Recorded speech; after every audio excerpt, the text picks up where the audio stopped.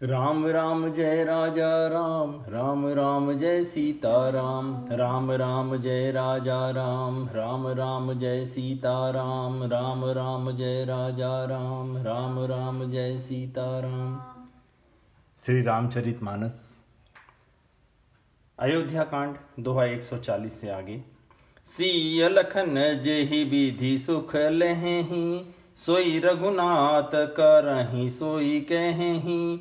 कहीं पुरातन कथा कहानी, सुनहि लखन सिय अति सुख मानी। जब जब राम आवद सुधि करहि, तब तब बारी विलोचन भरहि। सुमेरी मातु पितु परिजन भाई, भरत सनेहु सीलु सेवकाई। कृपा सिंधु प्रभु होहि दुखारी, धीरज धरहि कुसमाउ बिचारी। लखि सिय लखनु बिकल होई जाहि, जिमि पुरुषहि अनुसर परिछाहि। प्रिया बंधु गति लखि रघुनंदनु, धीर कृपाल भगत उर चंदनु। लगे कहन कछु कथा पुनीता, सुनि सुख लहहि लखनु अरु सीता। राम लखन सीता सहित सोहत परत निकेत, सोहत परन निकेत। जिमि बासव बसा अमरपुर, सची जयंत समेत। जोग वहीं प्रभु सिय लखनहि कैसे, पलक बिचोलन गोलक जैसे। से वहीं लखनु सिय रघुवीरहि, जिमि अविवेकी पुरुष शरीरहि। एहि विधि प्रभु बन बसहि सुखारी, खग मृग सुर तापस हितकारी। कहूँ राम बन गवन सुहावा, सुनहु सुमंत्र अवध जिमि आवा। फिर निषाद प्रभु ही पहुँचाई, सचिव सहित रथ देखे सियाई। मंत्री बिकल बिलोकि निषादु, कहीं न जाई जस भयो विषादु। राम राम सिय लखन पुकारी, परयोधर नितल व्याकुल भारी। देखि दखिन दिशि हयहि नाही, जनु बिन पंख बिहग कुलाही। नहीं तृण चरहि न पियहि जलु, मोचहि लोचन बार। व्याकुल भय निषाद सब, रघुबर बाजी निहारी। सीता जी और लक्ष्मण जी को जिस प्रकार सुख मिले, श्री रघुनाथ जी वही करते और कहते हैं। प्राचीन कहानियां कथाएं कहते हैं और लक्ष्मण जी सीता जी अत्यंत सुख मान कर सुनते हैं। जब जब श्री राम जी अयोध्या की याद करते हैं, तब तब उनके नेत्रों में जल भर आता है। माता पिता कुटुंबियों भाइयों और भरत के शील प्रेम और सेवा भाव को याद करके कृपा के समुद्र श्री राम जी दुखी हो जाते हैं, किंतु फिर कुछ समय समझकर और धीरज धारण कर लेते हैं। श्री राम जी को दुखी देखकर सीता जी और लक्ष्मण जी भी व्याकुल हो जाते हैं। जैसे किसी मनुष्य की परछाई उस मनुष्य के समान ही चेष्टा करती हों। तब धीर कृपालु और भक्तों के हृदयों को शीतल करने के लिए चंदन रूप रघुकुल को आनंदित करने वाले श्री राम जी प्यारी पत्नी और भाई लक्ष्मण जी की दशा देखकर कुछ पवित्र कथाएं कहने लगते हैं, जिन्हें सुनकर लक्ष्मण जी और सीता जी सुख प्राप्त करते हैं। लक्ष्मण जी और सीता जी सहित श्री राम जी पर्णकुटी में ऐसे सुशोभित हैं, जैसे अमरावती में इंद्र अपनी पत्नी शची और पुत्र जयंत सहित बसता है। प्रभु श्री राम जी सीता जी और लक्ष्मण जी कैसी संभाल रखते हैं, लक्ष्मण जी की कैसी संभाल रखते हैं, जैसे पलकें नेत्रों के गोलकों की। इधर लक्ष्मण जी श्री सीता जी और श्री रामचंद्र जी की, अथवा लक्ष्मण जी और सीता जी श्री रामचंद्र जी की ऐसी सेवा करते हैं, जैसे अज्ञानी मनुष्य शरीर की करते हैं।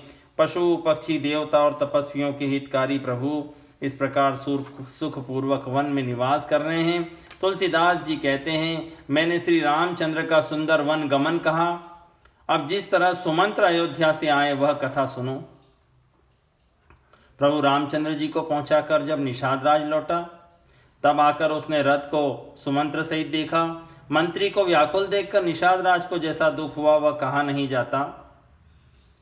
निषाद को अकेले आया देखकर सुमंत्र हा राम हा सीते हा लक्ष्मण पुकारते हुए बहुत व्याकुल होकर धरती पर गिर पड़े। रथ के घोड़े दक्षिण दिशा की ओर जिधर राम जी गए थे देख देख कर ही निनाते हैं, मानो बिना पंख के पक्षी व्याकुल हो रहे हों। वे न तो घास चरते हैं न पानी पीते हैं, केवल आंखों से जल बहा रहे हैं। श्री राम जी के घोड़ों को इस दशा में देखकर सब निषाद व्याकुल हो गए। धरि धीरजु तब कहे निषादु, अब सुमंत्र परिहरहु विषादु। तुम पंडित परमारथ ज्ञाता, धरहु धीर लखी विमुख विधाता। विविध कथा कही कही मृदु बानी, मृथ बैठारे उबर बस आनी। शोक शिथिल रथु सकई नहा की, रघुबर बिरह पीर उर बाकी। चर फराही मग चलही न घोरे, बन मृग मन हुआ निरथ जोरे। अणु की परही फिरी हे रही पीछे, राम वियोगी बिकल दुख तीछे। जो कह राम लखनु बैदेही, हिंकरि हिंकरि हित हे रही तेही। बाजी बिरह गति कही किमि जाति, बिनु मनि फनिक बिकल जेहि भांति। भयउ निषाद विषाद बस, देखत सचिव तुरंग। बोली सुसेवक चारि तब, दिए सारथी संग। गुह सारथी फिर पहुँचाई, बिरहु विषादु बरनि नहीं जाई। चले अवध ले रथ निषादा, हो ही छन मगन विषादा। सोच सुमंत्र विकल दुखहीना, सोच सुमंत्र विकल दुख दीना। धिग जीवन रघुवीर विहीना, रैन अंतहु अधम शरीरु। जसुन लहे बिछुरत रघुवीरु, भय अजस अग भाजन प्राण।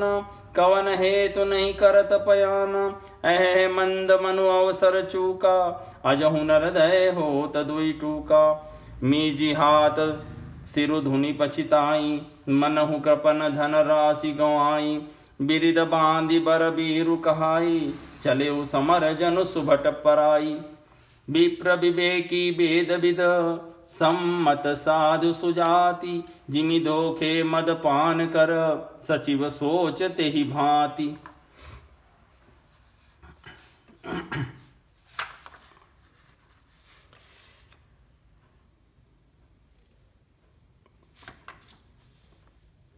तब धीरज धरकर निषाद राज कहने लगे, हे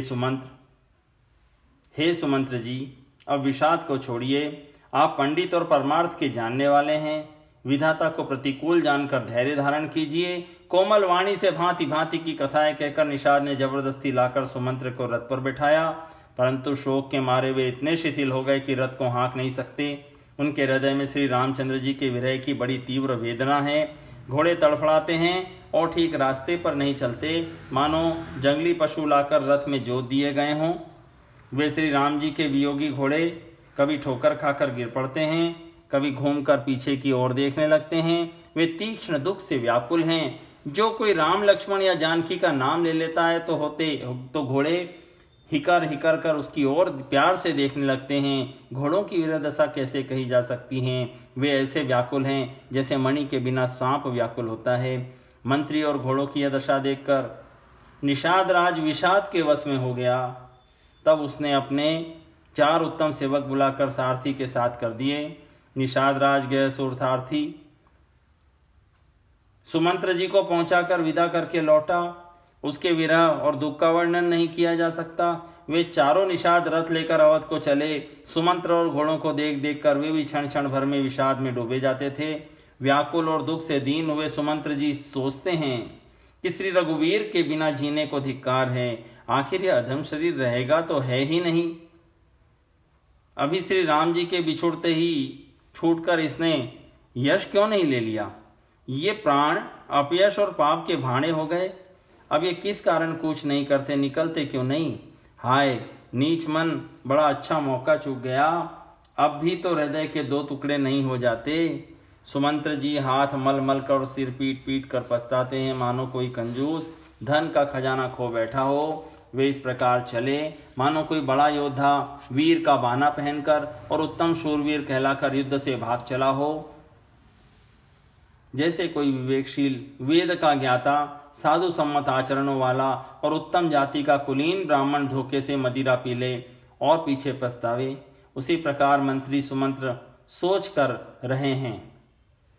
जिमि कुलीन तीय साधु सयानी पति देवता करम मन बानी रह करम बस परिहरु नाही रह करम बस परिहरि नाहू सचिव हृदय तिमि दारुण दाहू लोचन सजल डीठी भई थोरी सुनई न श्रवण बिकल मति भोरी सुखहि अधर लागी मुँह लाटी जियो न जाई उरवधि कपाटी विवरण भयउ न जाय निहारी मारे सिमनहु पिता महतारी हानि गलानि विपुल मन व्यापी जमपुर पंथ सोच जिमि पापी बचनु नाव हृदय पछिताई अवध काह में देख बजाई राम रहित रथ देखी ही जोई सकुचि मोहि बिलोकत सोई धाई पूछहि मोहि जब बिकल नगर नर नारी उतरु देव में सब ही तब हृदय वज्र बैठारी पूछाई दीन दुखित सब माता कहब काह मैं तिनहि विधाता पूछहि जब ही लखन में तारी कहियऊँ कवन संदेश सुखारी राम जननी जब आई ही धाई सुमेरी बच्छु जिमि धेनु लवाई पूछत उतरु देव में तेही गे बनु राम लखनु बैदेही जोई पूछई ते उतरु देवा जाई अवध अब यहु सुख लेवा पूछहि जब ही राव दुख दीना जीवनु जासु रघुनाथ अधीना देहूँ तरु कौन मुँह लाई आयऊँ कुशल कुंवर पहुँचाई सुनत लखन सिय राम संदेशु तृण जिमि तनु परि हरि नरेशु हृदयउ न बिदरेउ पंकजिमि बिछुरत प्रीत मुनीरु जानत हो मोहि दीन विधि यहु जात ना शरीरु। जैसे किसी उत्तम कुल वाली साधु स्वभाव की समझदार मन वचन कर्म से पति को ही देवता मानने वाली पतिव्रता स्त्री को भाग्यवश पति को छोड़कर अलग रहना पड़े, उस समय उसके हृदय में जैसे भयानक संताप होता है वैसे ही मंत्री के हृदय में हो रहा है।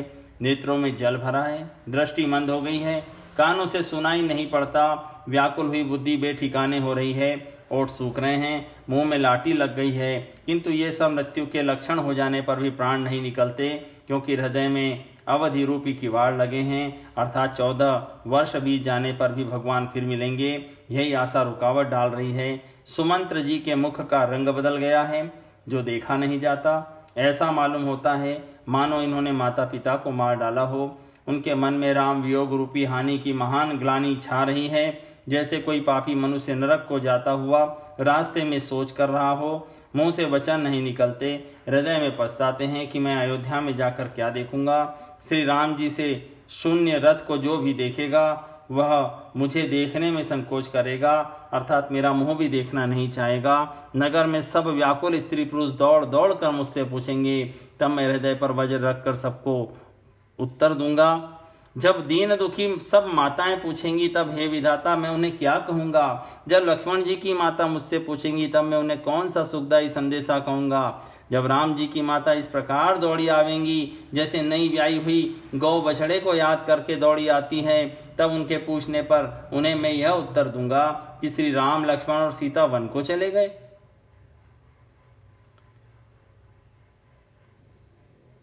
जो भी पूछेगा उसे यही उत्तर देना पड़ेगा। हाय अयोध्या जाकर अब मुझे यही सुख लेना है, जब दुख से दीन महाराज जिनका जीवन रघुनाथ जी के दर्शन के ही अधीन है मुझसे पूछेंगे, तब मैं उन्हें कौन सा मुंह लेकर उत्तर दूंगा। मैं राजकुमारों को कुशल पूर्वक पहुंचा आया हूँ। लक्ष्मण सीता और श्री राम जी का समाचार सुनते ही महाराज तिनके की तरह शरीर को त्याग देंगे।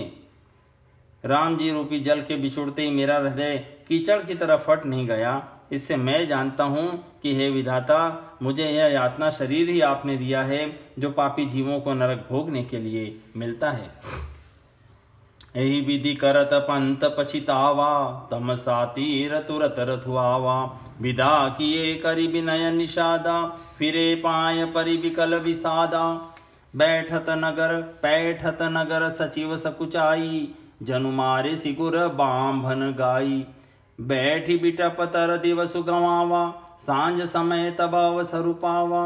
अवध प्रवेश कीन अंधियारे, बैठ भवन रथु राखी दुआरे। जिन जिन समाचार सुनि पाए, भूप द्वार रथु देखन आए। रथु पहचानी विकल लखी घोरे, गरहि गात जिमिया तपोरे। नगर नारी नर व्याकुल कैसे, निकटत नीरमी नगन जैसे। सचिवागमनु सुनत सबु, विकल भयौर निवासु। भवनु भयंकरु लागते ही, मानहु प्रेत निवासु। अति आरती सब पूछहि रानी, उतरनु आव विकल भई बानी। सुनई न श्रवण नयन नहीं सूझा, कहूँ कहाँ नपुते तेहि बूझा। दासिन दीख सचिव विकलाई, कौसल्या ग्रह गई लवाई। जाई सुमंत्र दीख कस राजा, अमीय रहित जनु चंदु विराजा। आसन शयन विभूषण हीना, परे भूमि तल निपट मलीना। लेयु सासु सोचे ही भांति, सुरपुर ते जनु खसे उजाति। लेत सोच भरी छिनु छिनु छाती, जनु जरी पंख परेउ संपाति।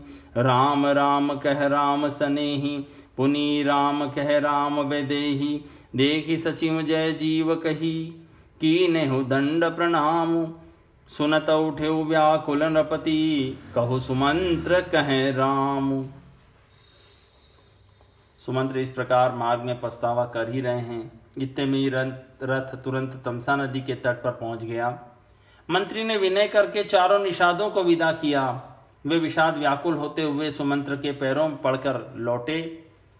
नगर में प्रवेश करते ही ग्लानि के कारण मंत्री ऐसे सकुचाते हैं मानो गुरु ब्राह्मण या गौ को मार कर आए हों। सारा दिन एक पेड़ के नीचे बैठकर बिताया। जब संध्या हुई तब मौका मिला। अंधेरा होने पर उन्होंने अयोध्या में प्रवेश किया और रथ को दरवाजे पर खड़ा करके वे चुपके से महल में घुसे। जिन जिन लोगों ने यह समाचार सुन पाया वे सभी रथ को देखने राजद्वार पर आए। रथ को पहचान कर और घोड़ों को व्याकुल देखकर उनके शरीर ऐसे गले जा रहे हैं जैसे घाम में ओले।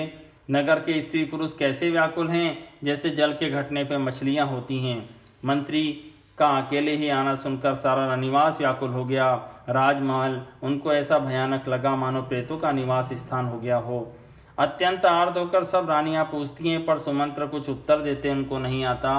उनकी वाणी विकल हो गई है, रुक गई है। न कानों से सुनाई पड़ता है न आंखों से कुछ सूझता है। वे जो भी सामने आता है उससे पूछते हैं, कहो राजा कहाँ है। दासिया मंत्री को व्याकुल देखकर उन्हें कौशल्या जी के महल में लिवा ले गई। सुमंत्र जी ने वहां जाकर राजा को कैसा देखा मानो बिना अमृत का चंद्रमा हो। राजा आसन सैया और आभूषणों से रहित बिल्कुल उदास पृथ्वी पर पड़े हुए हैं। वे लंबी लंबी सांसें लेकर ऐसा सोच करते हैं मानो राजा ययाति स्वर्ग से गिरकर सोच रहे हो। राजा क्षण क्षण में सोच से छाती भर लेते हैं। ऐसी विकल दशा है मानो गीधराज जटायु का भाई संपाति पंखों के जल जाने पर गिर पड़ा हो। राजा बार बार राम राम हा स्नेही राम कहते हैं, फिर हा राम हा लक्ष्मण हा जानकी ऐसा कहने लगते हैं। मंत्री ने देखकर जय जीव कहकर दंडवत प्रणाम किया। सुनते ही राजा व्याकुल होकर उठे और बोले, सुमंत्र कहो राम कहाँ है। भूप सुमंत्र लीन और लाई, बूढ़त कछुआधार जनु पाई। सहित सने निकट बैठारी, पूछत राव नयन भरी बारी।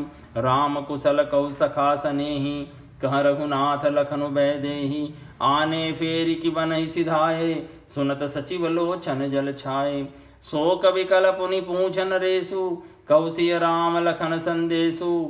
राम रूप गुणशील स्वभाव, सुमिरि सुमिरि उर सोचत राउ। राव सुनाई दीन बनवासु, सुनि मन भयउ न हसउ हरासु। सो सुत विचुरत गए न प्राणा, को पापी बड़ मोहि समाना। सखा राम सिय लखन जहाँ, तहाँ मोहि पहुँचाऊ। नाही त चाहत चलन अब, प्राण कहूँ सति भाव। पुनि पुनि पूछत मंत्री हिराऊ, प्रियतम सुवन संदेश सुनाऊ। करहि सखा सोई बेगी उपाऊ, राम लखन सिय नयन देखाऊ। सचिव धीर धरि कह मृदुबानी, महाराज तुम पंडित ज्ञानी। वीर सुधीर धुरंधर देवा, साधु समाज सदा तुम साधु समाज सदा तुम सेवा। जन्म मरण सब दुख सुख भोगा, हानि लाभ प्रिय मिलन वियोगा। काल करम बस होहि गोसाई, बर बस राति दिवस की नाई। सुख हर सही जड़ दुख बिलखाही, दो सम धीर धरहि मन माही। धीरज धरहु विवेक विचारी, छाड़िय सोच सकल हितकारी। प्रथम बासुतम सा भयऊ, दूसर सुर सरि तीर। नाई रहे जल पानु करी, सिय समेत दो वीर। दोहा 150। राजा ने सुमंत्र जी को हृदय से लगा लिया, मानो डूबते हुए आदमी को कुछ सहारा मिल गया हो। मंत्री के स्नेह के साथ पास बैठाकर मंत्री को नेत्रों में जल भरकर राजा पूछने लगे, हे मेरे प्रेमी सखा, श्री राम की कुशल कहो। बताओ, श्री राम लक्ष्मण और जानकी कहाँ हैं? उन्हें लौटा लाए हो या वे वन को चले गए? यह सुनते ही मंत्री के नेत्रों में जल भर आया। शोक से व्याकुल होकर राजा फिर पूछने लगे, राम सीता और लक्ष्मण का संदेशा तो कहो। श्री राम जी के रूप गुणशील और स्वभाव को याद कर करके राजा हृदय में सोच करते हैं और कहते हैं, मैंने राजा होने की बात सुनाकर वनवास दे दिया। यह सुनकर भी जिस राम के मन में हर्ष और विषाद नहीं हुआ, ऐसे पुत्र के बिछुड़ने पे भी मेरे प्राण नहीं गए, तब मेरे समान पापी और दूसरा कौन होगा? हे सखा, श्री राम जानकी और लक्ष्मण जहाँ हैं, मुझे भी वहीं पहुंचा दो, नहीं तो मैं सत्य भाव से कहता हूँ कि मेरे प्राण अब चलना ही चाहते हैं। राजा बार बार मंत्री से पूछते हैं, मेरे प्रियतम पुत्रों का संदेशा सुनाओ। हे सखा, तुम तुरंत वही उपाय करो जिससे श्री राम लक्ष्मण और सीता मुझे आंखों के सामने दिखे। मंत्री धीरज धरकर कोमल वाणी बोले, महाराज आप पंडित और ज्ञानी हैं। हे देव, आप शूरवीर और उत्तम धैर्यवान पुरुषों में श्रेष्ठ है। आपने सदा साधुओं के समाज का सेवन किया है। जन्म मरण, सुख दुख के भोग, हानि लाभ, प्यारों का मिलना बिछुड़ना, ये सब है स्वामी काल और कर्म के अधीन रात और दिन की तरह बरबस होते हैं। मूर्ख लोग सुख में हर्षित होते और दुख में रोते हैं, पर धीर पुरुष अपने मन में दोनों को समान समझते हैं। हे सबके हितकारी रक्षक, आप विवेक विचार कर धीरज धरिए और शोक का परित्याग कीजिए। श्री राम जी का पहला मुकाम तमसा के तट पर हुआ, दूसरा गंगा तीर पर। श्री सीता जी सहित दोनों भाई उस दिन स्नान करके जल पीकर ही रहे। राम राम जय राजा राम, राम राम जय सीता राम। राम राम जय राजा राम, राम राम जय सीता राम। राम राम जय राजा राम, राम राम जय सीता राम। ओ